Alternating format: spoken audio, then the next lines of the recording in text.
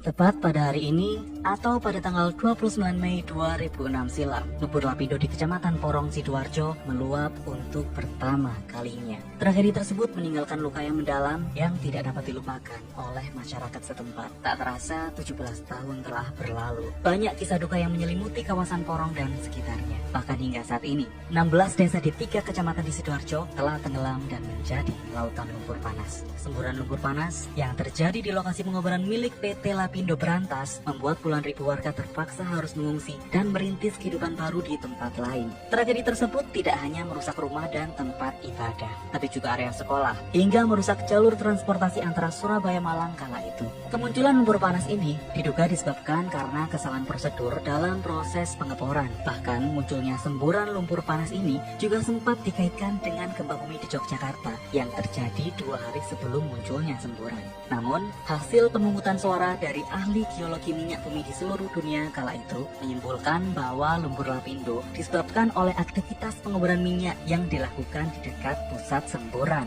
Fenomena semburan lumpur panas di Sidoarjo ini sempat menjadi perhatian dunia karena kejadian ini terbilang cukup langka. Dampaknya, semburan lumpur yang masih aktif hingga saat ini membuat lebih dari 25.000 penduduk yang rumahnya terdampak hanya bisa mengenang tempat tinggal mereka yang kini telah tenggelam. Beberapa desa yang juga terletak di pinggiran tanggul kini seolah bagaikan kampung mati tanpa penghuni.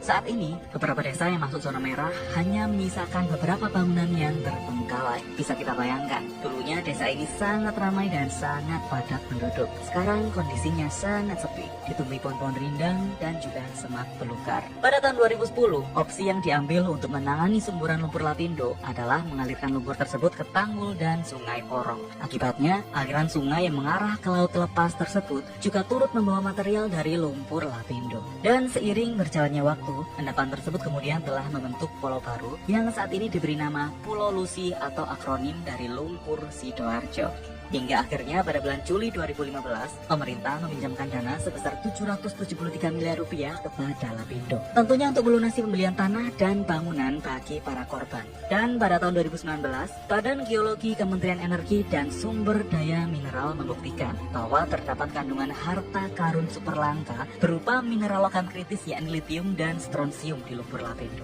Jenis mineral ini memiliki peluang menjadi bahan baku baterai untuk kendaraan listrik. Tapi kalau menurut kalian, kira-kira masih ada nggak ya yang belum dapat ganti rugi dari Lapindo hingga saat ini?